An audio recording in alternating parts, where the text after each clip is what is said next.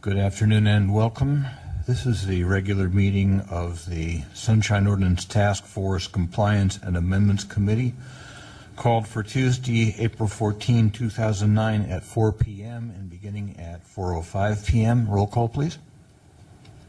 Member Nee? Here. Member Nee present. Member Craven? Here. Member Craven present. Member Doyle? Here. Member Doyle present. Member Cawthon? Member Cawthon absent. Member Cawthon is not a member. Christian asked me to put her on as a member. Oh, okay.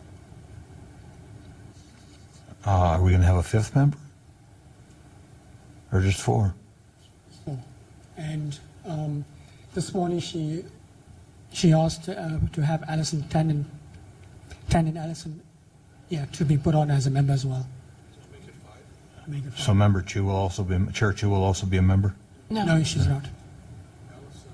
Washburn. Oh, Allison. No, not Washington. The clerk of the board's ex officio. So we'll still have only four. We'll still have only 4 voting members. Yes, 4 voting members. Charming. I have a problem with that. We'll have the quorum issue, and we'll also have two vote. It'll take supermajority now to pass anything. We'll need 3 votes. Mr. Chair, I think it is only for the CAC meeting with the ethics that the names were added to it. I see. Okay, that's not a problem then. All right. Right, so that's not for the, why don't we, to make the record clear, it's not for this meeting then. Those individuals are not members of She just said add the names to the list. for the ethics committee meeting, but not for this With ethics meeting. in mind, yes.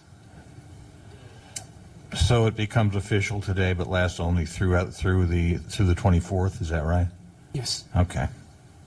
Fine. Well, if she's. I don't think she quite understood that to be her intent, that to make this If she's now a member of she is now a member, officially a member of this committee, Ms. Cawthon? Yes, she is. Okay. Member Nee, I think the reality is it was sole appointment for that sole meeting and not for this meeting. She may not have been clear in the email to Chris, it sounds like, but I mean, my understanding is she wasn't contemplating adding those members to this meeting. For example, they're not here and probably haven't been notified about this meeting and probably didn't receive the packets for this meeting. No, they did not. All right, so I don't okay. believe those are members for this meeting, so let's make the roll call clear that the only people, the members of this meeting are the ones that are listed on the agenda. Rick Nee, Member Craven, it should be Craven Green, and Member Johnson. So let's, Fine. Then. Thank you. Mr. Rustin, could you read the first item, please? The first item is the approval of March 10, 2009 meeting minutes. March 10th. March 10th. Is there any public comment on the minutes? Seeing none, committee? yeah, they're fine.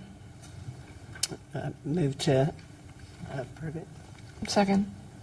Moved and seconded. Roll call, please. On the motion, Member Craven? Aye. Member Craven, aye. Member Doyle? Johnson? Aye. Member Johnson, aye. Member Nee? Aye. Member Nee, aye. Mr. Chair, there are 3 ayes. Could you read the next item, please? Next item is developing recommendations for the proposed electronic document retention policy of the Sunshine Ordinance Task Force. Okay. I will just kick off the discussion here. This is a draft. I looked at the current guidelines, which are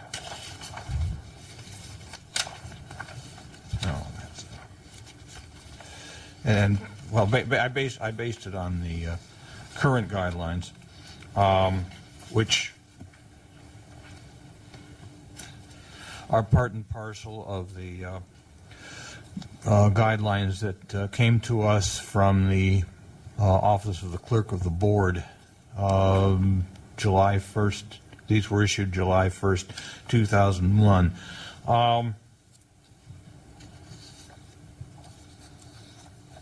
As I say in my cover sheet, this is these guidelines envision a best-case scenario. It would have been helpful if I had had time to sit down with Frank Darby, who is the information officer for the task force.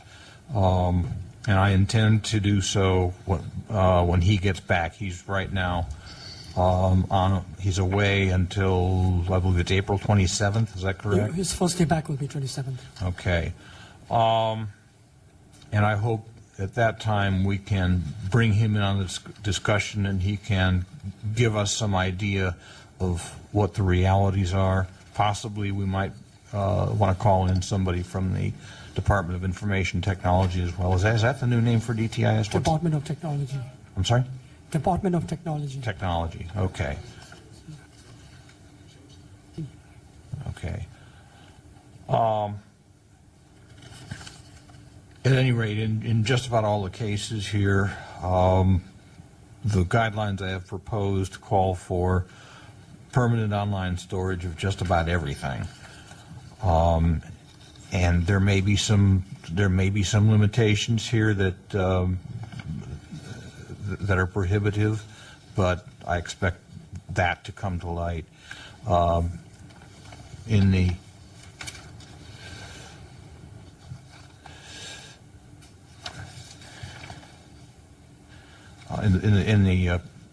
ensuing discussions. I also am suggesting before the specific schedule, I'm suggesting some guidelines, some policy declarations, which I think are pretty strong.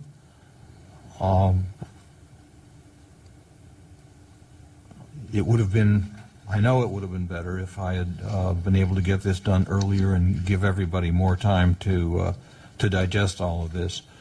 But this is relatively short, and what I would like to do is open this up to discussion now among the committee, and then at the end of the discussion we can continue it until the next meeting and perhaps ask Mr. Darby to attend and somebody from the Department of Technology.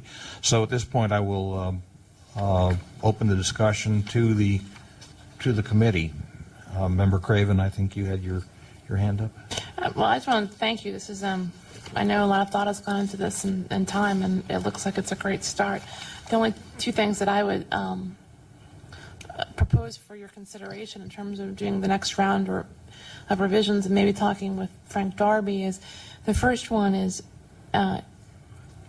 one of the issues that departments have, particularly with email, is that they only have a limited size mailbox they're allowed to have. And so what they're doing is either deleting those emails from their mailbox or printing out a hard copy for permanent storage if it's a document that falls within their record retention policy. It's something that needs to be maintained, both of which are, I would think, not acceptable to us and something we want to see changed. And so the question is, how can we develop a system where these documents are preserved electronically in some meaningfully searchable fashion and retrievable fashion that's economic, but that also allows for those emails, allows for business to go on, and basically doesn't require someone to maintain them in their inbox per se, but maybe there's an archive function that can be implemented that would pull those documents or pull those emails out of an inbox or out of a person's folder into an archive that would be searchable and retrievable, as opposed to what they're doing now. So I think that's something we have to look at, is how to deal with the email in terms of the limited capacity that most people's software, or, Microsoft Outlook has now, to how we can organize that in the future. Okay. And then the other issue is that I see that you say store online permanently, or online in your retention, and I think we just need to make that clear. I'm assuming what you mean by that is publicly accessible. Yes. So we should just, and it may be clear and I missed it, but you can have something online. That doesn't mean it's accessible to the public. So we just need to either define it in your guidelines, maybe, what you mean by online, or somehow else make it clear that what you're talking about is we want it to be stored permanently on the city's website and publicly accessible. And maybe just adding a definition to your guidelines is the way to do that, but those would be my two suggestions for things to think about.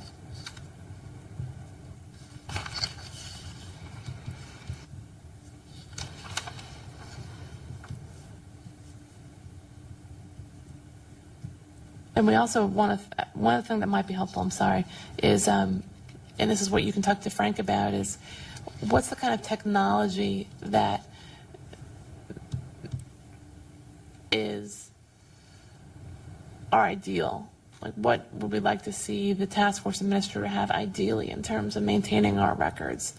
And that can be, as I kind of, this email issue about a group archive for everyone who has access to the Sunshine mailbox, or however we implement it. It could be a group archive for legislative offices, et cetera. Like, how do we want to structure this in a way that we believe is the best operating principle that then can be implemented by other departments? Because that would mesh with the task, with the ordinance's requirement that computer software and computer programs be used to basically be purchased with an eye of making access to public records easier and more cost efficient. So kind of looking at that more specifically as well in terms of what we can do or what we should be at least recommending, even if we can't do it now. Okay, so a question of really what storage media we're going to use, is that what you're saying? It's not really just storage media, it's also email platform systems. I mean, you know, Lotus, people I believe are still using Lotus Notes, is that right? In the city. So what are we going to recommend for, what is the cutting edge system that allows email and other electronic documents to be accessed, archived, sorted, and retrieved the most efficiently?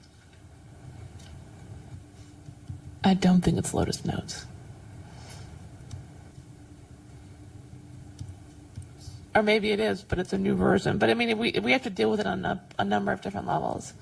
And so as the clerk's office moves forward with new technology, we want to be on the record as recommending a certain type of platform that will be the most useful to organizing and minimizing both the cost of record retentions, but also the ability of the public to access those records. Okay. So it's software, so not just storage mechanisms, but what operating software, what operating platforms are they using? Okay. I guess the question too is, you know, is the city in the market for getting new software, or is it an ongoing basis? Do they update from time to time from different vendors to figure out the best way of maintaining records? And you know, are we at this cycle where they're going to be looking at new systems or new software to, you know, to implement it? It'd be nice to know where they're at in terms of monies to put into this type of records retention. You know, and I don't know what the state is right now. You know, given our economic situation. So we really need an update on where we are. Is that?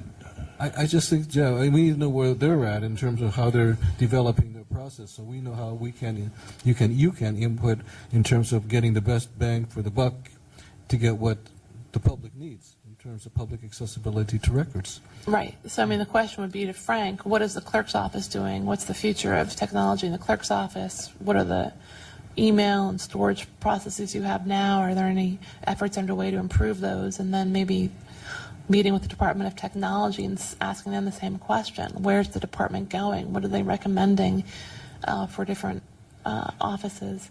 What are the ways in which we can make sure that the department, in making those recommendations, has these criteria in mind, the criteria of making electronic documents accessible, archivable, retrievable? Less expensive. It is expensive, but if they're undergoing it now, which I think they are in some extent, I mean, I think there has been a movement away from Lotus Notes to some other platform then, we should have a voice in that, or at least have a recommendation of what they should be doing if they are going to be laying out money to improve the systems. Also, as a normal record of index, like how long are things normally held, such as mailing lists and like supervisor or public record reports? Are those stored permanently, or are they stored for 5 years and then destroyed? Each department already has a records retention schedule, so the Central Ordinance Task Force, I think Rick mentioned. Most of these are to store permanently online is the suggestion, but I think that a lot of what we're going to get back is what you already said, that some people are going to say they don't have the capacity to do that yet. So if they don't have the capacity to do it yet, do they still have the capacity to do it according to what they would normally do it? Could they do it online at least that long before deleting an email? 5 years. Mm-hmm. Right. There's a number of different interim positions. I think Rick's right. We should, recommend the most, but be realistic that that's not possible, and have some ideas about what should be the minimum. And what you're saying, sounds to me like it should be the minimum, and a feasible At least minimum. the minimum transferred over electronically. If we're trying to move in one direction, we can at least expect to move record retention electronically to what the minimum requirement is, and then try to work on raising that capacity.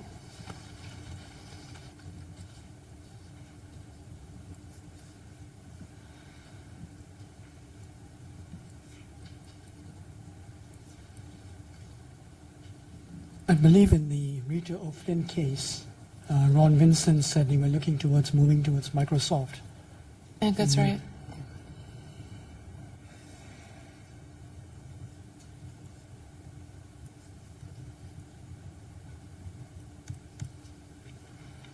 Okay, so we should find out.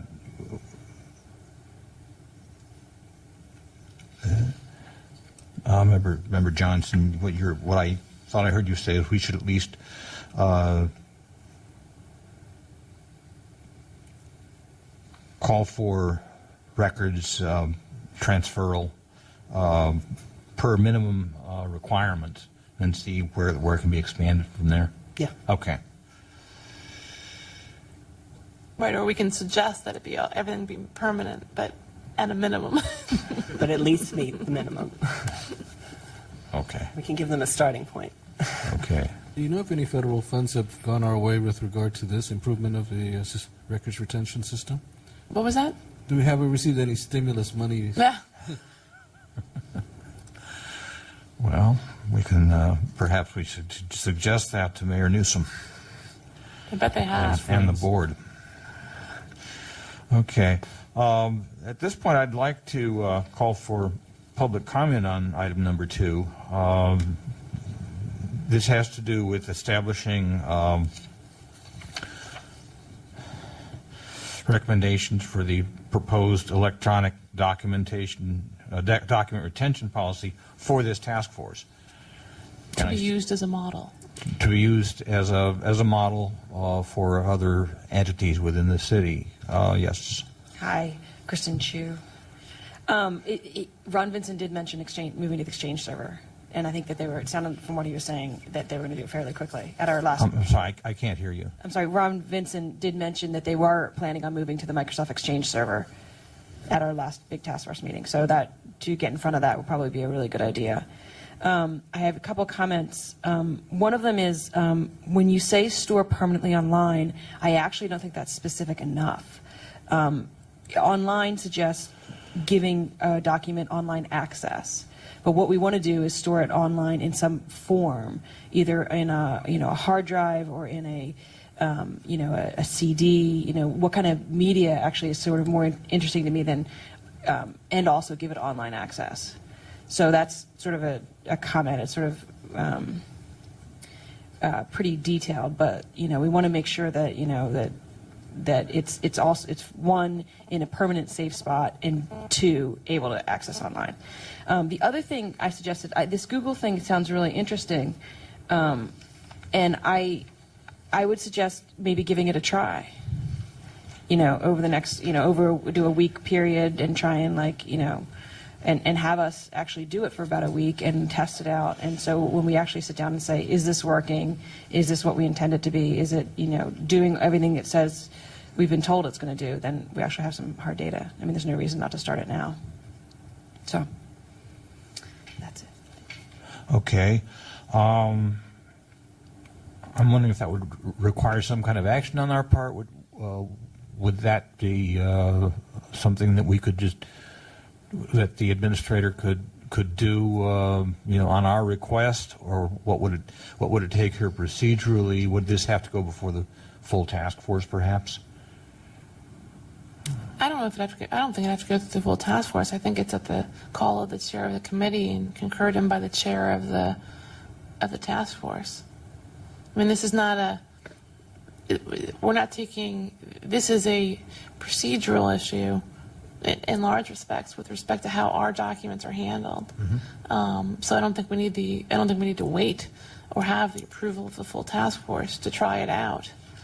These are public records and public documents. If we want to maintain them on a publicly accessible internet site, then there's nothing to prohibit us from doing that. The only question would be, that I see, is whether the clerk's office would agree to the time and the training that it would require the administrator to do it. And so that's why I think if the chair of the committee and the chair of the task force can work with our administrator and or the clerk of the board to make sure to flesh it out and see if it could happen, and if so, when, that's what I would suggest. Okay. Mr. Loretti, are you in concurrence on this? In terms of, the procedural and I the think legal and so forth? procedurally, yes, you can, explore this. My only concern is, whenever you see free, you wonder if anything is actually free. And the next question is, what type of agreements or do you have to sign in order to get onto this free group? And does that tie the city in any way or obligate the city in any way in terms of what it might mean? Does it mean that there will be free pop-up advertising that will be coming through this, or will there be some type of, I guess what we need to do in exploring this is to see what are the requirements to get involved, and what do they expect of this entity from this, what the city would be expected to do in order to get in. So I think exploring it is one thing. It's another thing to commit to an open-ended agreement, I think that's right. I mean, it's an excellent point. I'm not sure we could bind the city to any kind of contractual arrangement as a city body without the clerk's office or the contracts. So, I think that's an excellent point. So, yeah, you need to go and I also saw that when it said free. I bet it's free for a certain size. But once it reaches a certain storage capacity requirement, you probably have to pay. And so, there's all sorts of different potential complexities with it. So I think it should be investigated, though. And I think that the chair of this committee and the chair of the task force can get the ball rolling. Okay. Mr. Rustum, could you initiate the exploratory part of this? Perhaps contact Google or work through the clerk of the board, contact Google. We'll just go online. I don't think we need to contact them. I'm sure the rules are, at least the initial rules are online.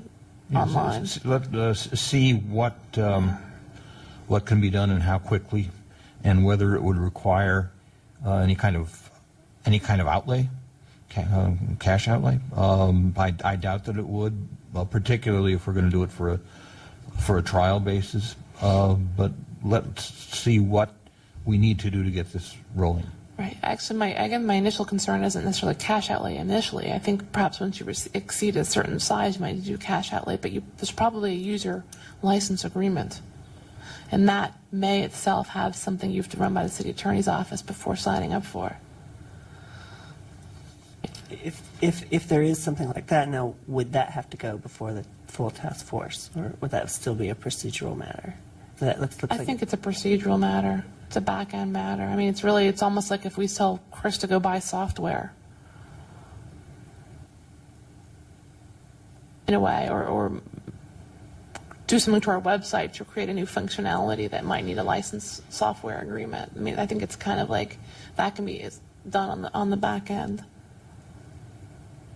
I mean, I don't think there's any harm necessarily, but I just don't think we need to waste the time. Not that it's a waste, but I don't think we need to spend the time to bring an issue like that before the full task force. I'm just trying to be clear on whether or not it's just like a proposed thing, Yeah.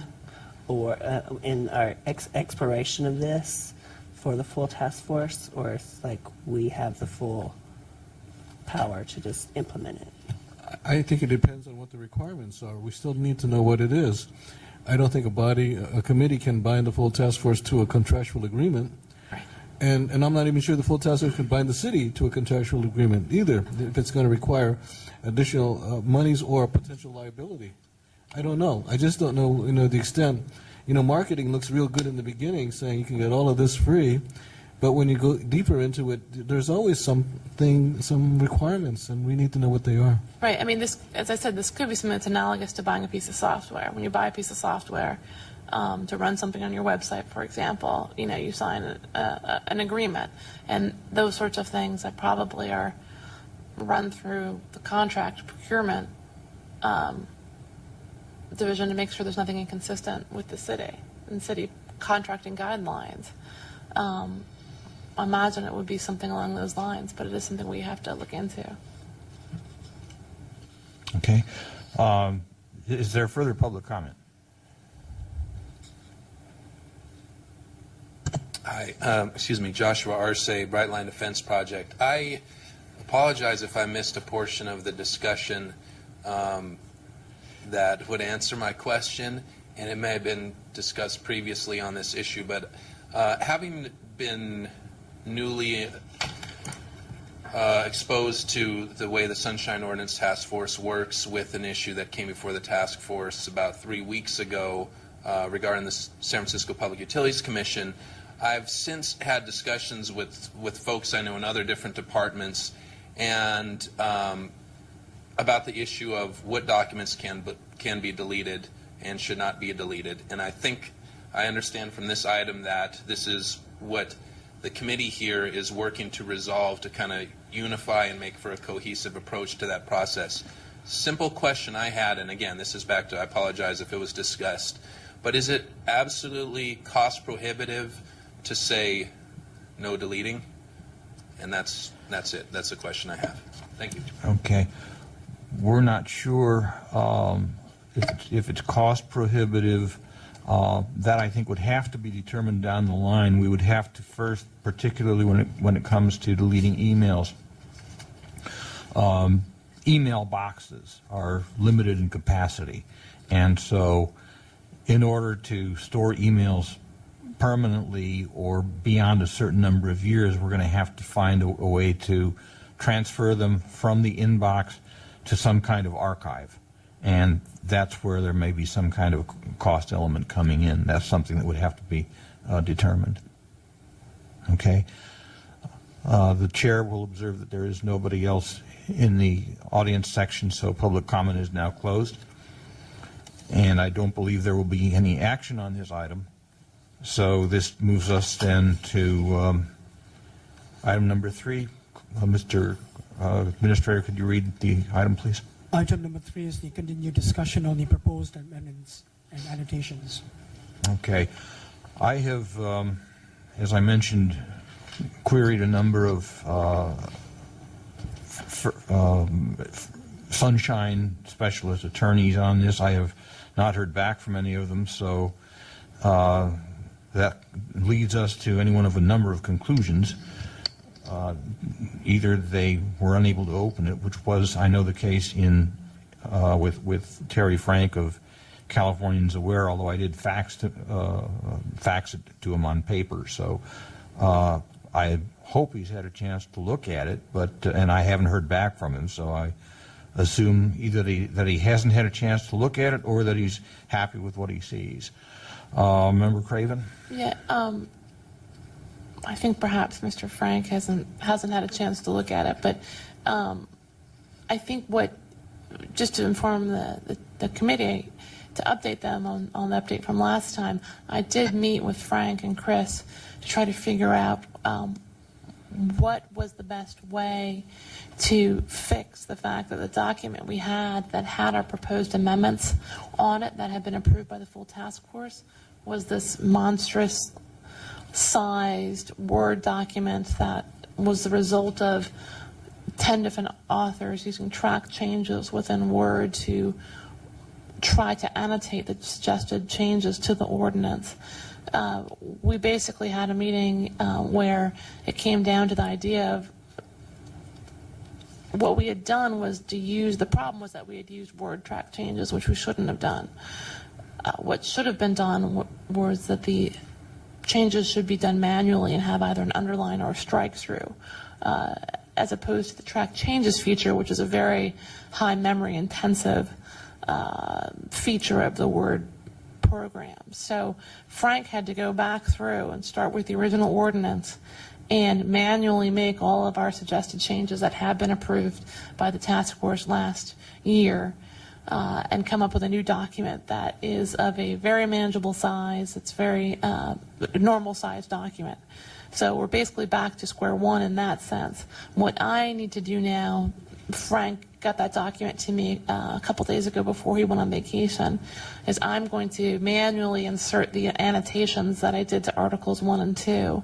And while I'm at it, before next meeting, I will go ahead and do annotations to the 3 and 4 as well, so that we have one document fully annotated that's of a reasonable size that people like Terry Frank should be able to receive by email and be able to open and review. So I apologize for the delay, but it came down to the fact that no one had really trained our task force administrator on how best to keep track of suggested legislative amendments. And we got down this road where we had this horrible document with all of its corruptions in it and et cetera. And so we've had to take time to pare it back, and hopefully we can move forward more swiftly now. Okay. I think one of the problems, too, as we talked about last month, may have been the way I formatted the documents as attachments, the way I labeled them with the suffixes. So that affects how someone on the other end can open them. Right. But it doesn't affect the size or the fact that we had all of this Right. embedded code and embedded metadata that was making the file huge and cumbersome. Okay, so the next time we move forward, we can do so, I think, with a little bit better sense of how to go about it procedurally, technologically, in every other way. Exactly. We should have had the conversation in 2004 is what we realized. Live It and was 2 learn. administrators ago, though, wasn't it? Yeah. You know, It was really- Donna Hall started the Yeah. process. And then when Frank Darby took it over, it just, Donna Hall was making the suggestions in manual. And then we started using track changes, and that's when it all fell apart. Well, Member Craven, we certainly appreciate the work you're doing on this. It's a gargantuan task, and the work you've done is extremely useful and exemplary. So I believe, unless there's public comment on this item, well, we can move forward. The chair will ask, is there public comment on item number 3? Seeing none. Item number 4. Item number 4 is the next steps on the orders of determination issued by the task force. Okay. And if I may, Member Craven? I had some discussions with Chris about how this was listed and why it was listed in this way. Essentially, in order for us to hear a follow-on to an order of determination, it has to be separately agendized. It has to be order of determination X, follow on from, basically the full task force meeting to the Compliance Amendments Committee. Both sides need to be notified that it's going to be discussed, and they show up. That's the way we've done it. That unfortunately wasn't done for this item. And the only 2 orders of determination that are in here are the ones against the Police Department and Police Commission for index of records. But in my view, they're not properly agendized, and we can't talk about them. There'll be a violation of the Brown Act and of the Central Ordinance Task Force to do so. I think Chris and I have talked about it, and I believe, Rick, I notified you as well. And Yes. I think we're all on the same page going forward. but I would ask Chris if he had any questions about that. And I apologize too, because I get first look at the agenda, and I should have caught that. So, And the only other issue was that the order of determination with respect to the Department of Technology, the Rita Flynn matter, was erroneously omitted from this agenda as well. My understanding is that the order of determination from the PUC matter has not been finalized and it has not gone out. Therefore, it could not have been included in this agenda anyway. All of which is unfortunate, and it's taken us much longer than normal. But I think the result is that the next Compliance and Amendments Committee, we will be hearing the O'Flynn matter, the PUC matter. I believe that the index of records issues against the Police Commission, the Police Department, and the Arts Commission may be going back to the Education, Outreach, and Training Committee, but that will be seen depending on the outcome of the next task force meeting. But the reality is that those orders of determination that have been referred to the Compliance and Amendments Committee will be heard at the next meeting. So, and I apologize for having this issue arise. I think we had some misunderstanding and miscommunication too on this. It appears that the Education and Outreach have actually had 2 scheduled meetings with the police department on the index of records. Unfortunately, they did not have a quorum in order to do any business on it, and information that was provided by the police department was simply as a public gathering and information gathering purpose, and so all they did was take information down. So procedurally, you're right. We need to follow current procedure, and if we change procedure, we need to do it formally through the task force, and that is, that orders of determination at present need to go to the Compliance and Amendments Committee unless there's been a change to have it referred to Education and Outreach.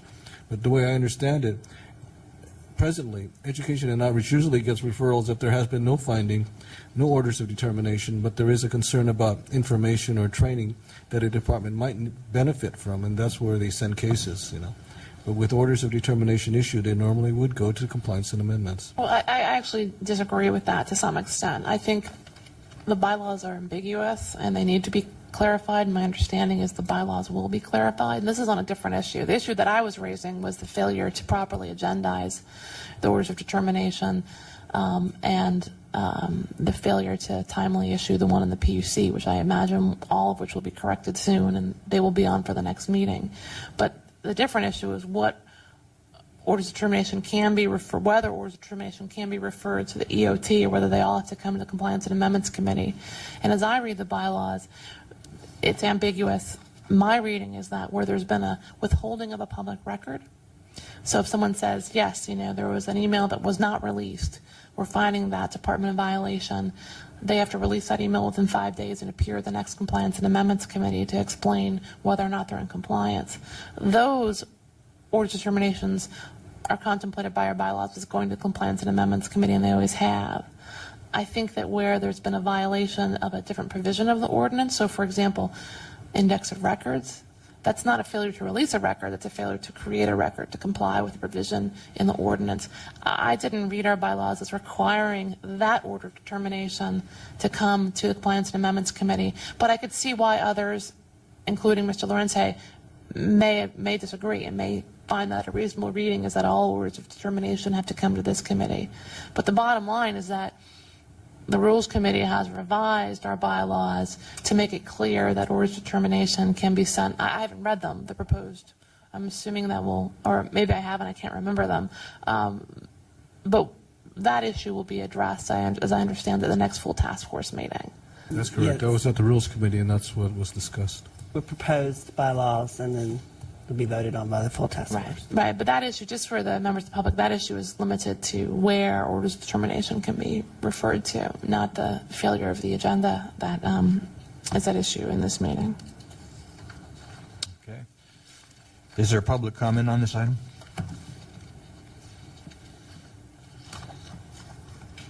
Joshua RSA, Bright Line Defense Project. So then as a point of order, would it be out of order then to speak to The PUC question, since it was not formally agendized, would this be something I should bring up under item number 6 for items not on the agenda? It would be a non-agendized item. Okay, understood. I'll come back. Thank you. Okay. Any other public comment? Okay, Mr. Rustin, did you have something you wanted to say? Oh, okay. So the individual items within this particular item number are to be continued? Right, they'll be continued to this committee or to the EOT, depending on wherever they end up. Okay, so no action is to be taken here. Item number 5? Item number 5 is the administrator's report. Mr. Chair, what you have on page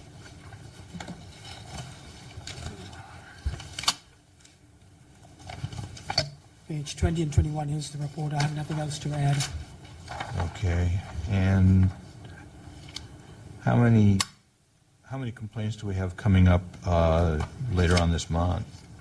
We have 6 items in the appeal from the anonymous tenants that are going to the task force. There is one item going to the complaints.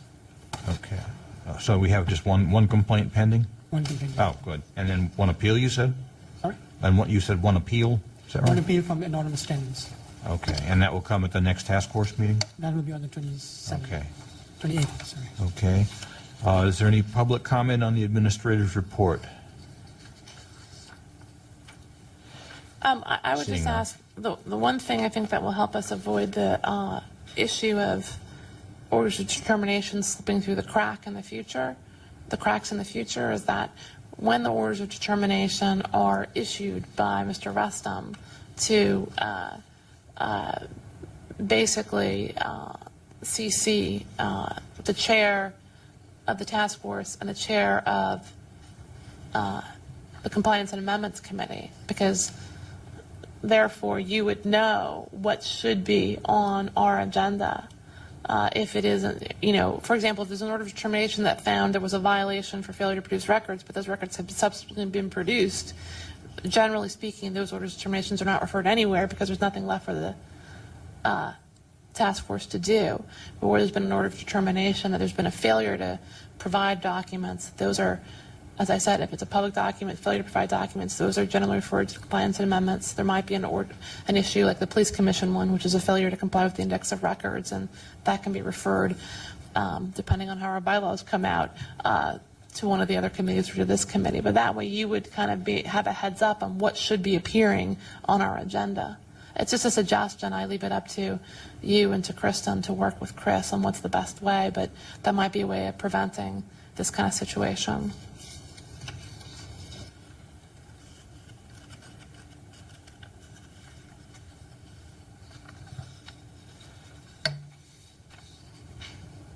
Okay.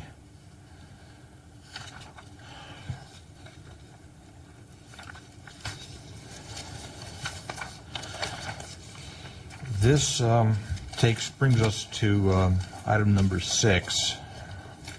Item number 6 is public comment on items not listed on the agenda. Okay. What I'd like to do, since we do have at least one person in the audience who wishes to give general public comment, is take the general public comment now and then revisit that at 5 p.m. because public comment is to be taken at 5 p.m. or as soon thereafter as possible.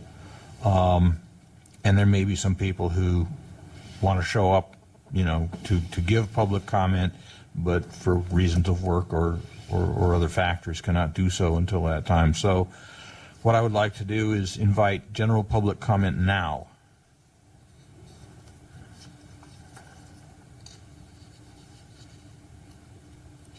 Good afternoon, Joshua Arce, Bright Line Defense Project. I wanted to speak to potential complication with respect to the SFPUC order of determination.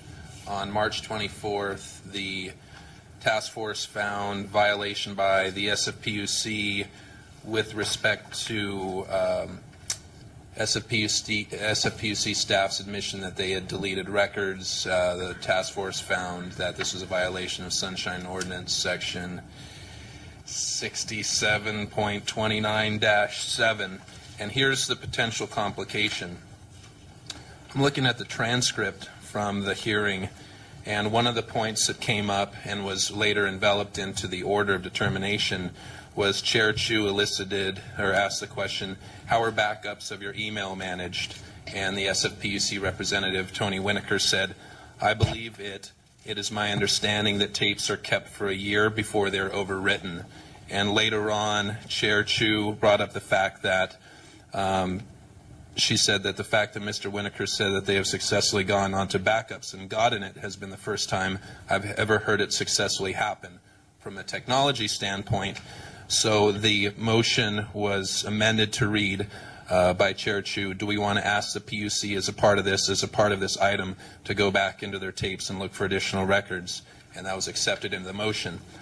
I've got a handout here which shows that starting next Wednesday, if that's right, that the backups get wiped after a year, we're going to start to lose emails that the PUC admits they deleted.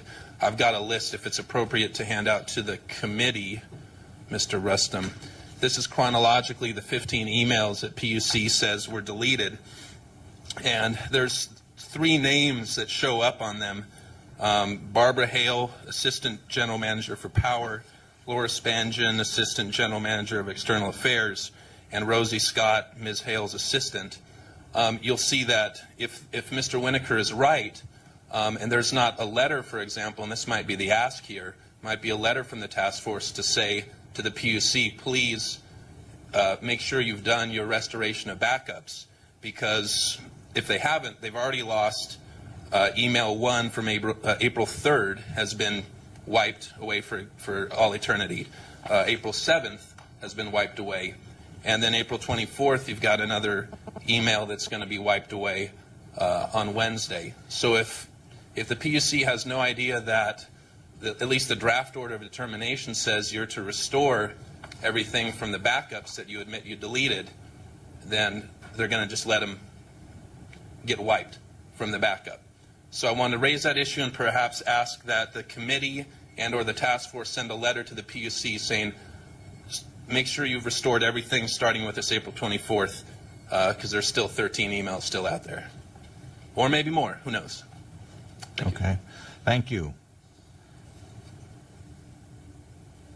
Just need to point out, as your legal advisor, I don't believe you can take any formal action on items that are presented at general public comment, especially if it impacts a department that did not get notice of such an action.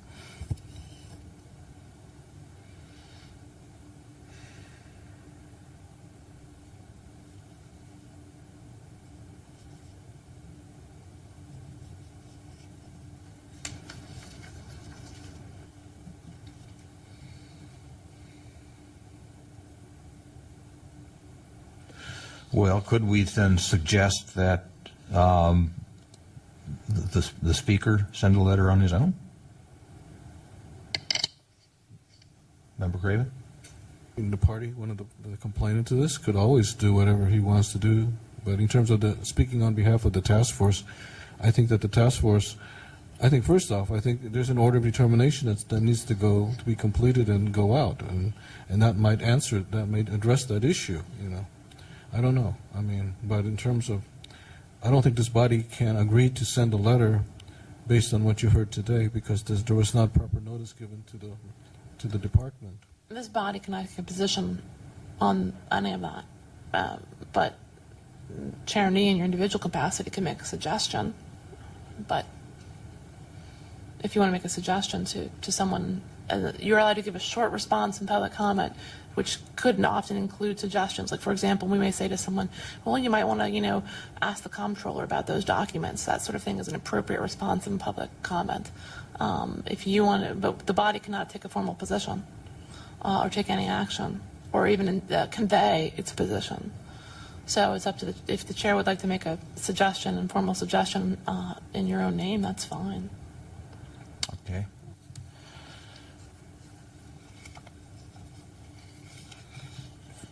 Further general public comment? Okay, seeing none, this item is continued to 5 p.m. Item number 7, please. Item number 7 is announcements, questions, and future agenda items. Okay. Member Johnson?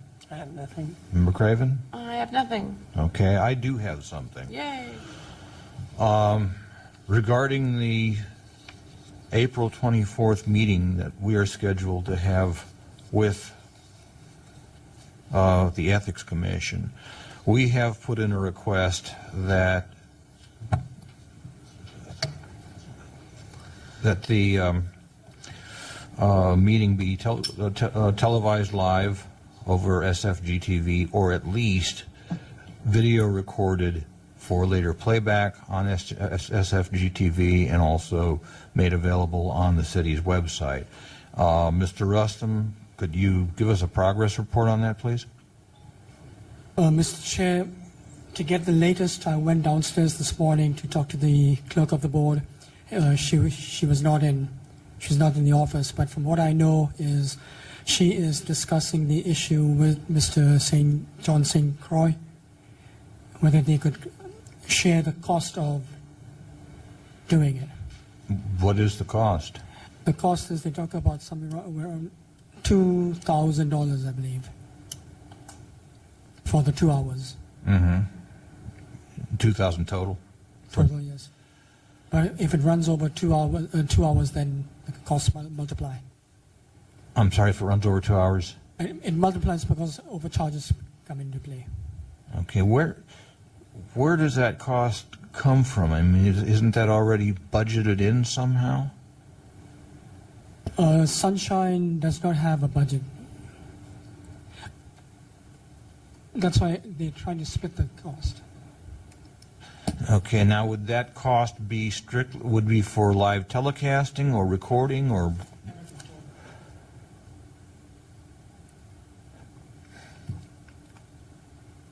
Well, if it's just recorded and not telecast live, does that change the cost equation? I wasn't given a breakdown of that. It was just one figure. It's a lump sum, basically, regardless of whether it's real time or not. Is it mandatory that it be at least recorded audio? Yeah. Well, it's mandated for at least audio recording, but my intention really is to get maximum public exposure. We have some issues with ethics, and they're very serious issues. And let's face it, you know, we share we have a kind of a common mission with ethics. Our missions do converge, and that's to keep government open and above board and accountable. And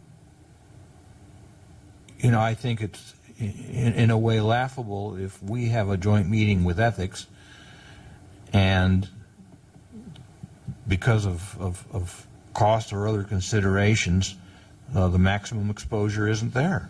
I think it's laughable, not just laughable, but lamentable.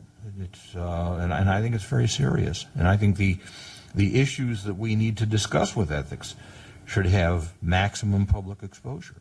So would that indicate that the cost is coming mostly from broadcasting and like the SFGTV and internet broadcasting? I'm guessing it might be the labor. What do you know? What the cost breakdown is, Mr. Rustam? No, I don't, Mr. Because they are still in discussions. All we had, the number was from SFGTV. Mm-hmm. Okay. I regretfully cannot be here for that meeting, which is, I think, another reason why Member Chu has assigned 2 extra members to this committee to be there. Okay. All right. Well, Mr. Rustam, go ahead, please. I will talk to the clerk at the first chance I get Okay. and see where we are and keep you posted, if possible, every day before the 24th. Okay. Yeah, please do, I was going to say, please keep us, Will do. continue to pursue it and keep us updated. And we thank you for your efforts. It is now 5 o'clock, and the chair will observe that the audience section is empty, so public comment is hereby closed. Chair will entertain a motion for adjournment. Second that.